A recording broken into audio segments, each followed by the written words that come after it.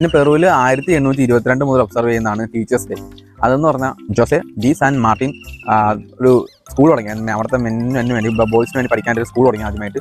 അപ്പോൾ ആളുകൾക്കും ഓർമ്മയ്ക്കായിട്ടാണ് teachers day. ഈ വർഷം ഒബ്സർവ് ചെയ്യുന്ന 3 ഒബ്സർവേഷൻസ് ഉണ്ട്. അതായത് first Saturday of July observe ചെയ്യുന്നതാണ് international cherry pitching day.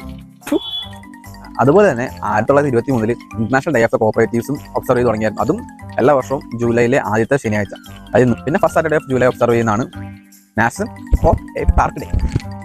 Hop a park, hop hop hop hop hop hop. പിന്നെ കേമൻ ഐലൻഡ്സിൽ കോൺസ്റ്റിറ്റ്യൂഷൻ ഡേ ഉണ്ടായിരുന്നു. അത് ജൂലൈ 4 ഒരു ഫസ്റ്റ് മൺഡേയും ജൂലൈയാണ് ഒബ്സർവ് ചെയ്തേക്കുന്നത്. അതൊക്കെ കഴിഞ്ഞു പോയി, അതിന് പറഞ്ഞിട്ട് കഴിയില്ല.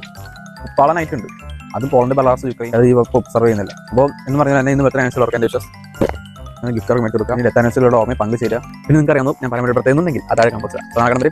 ബൈ.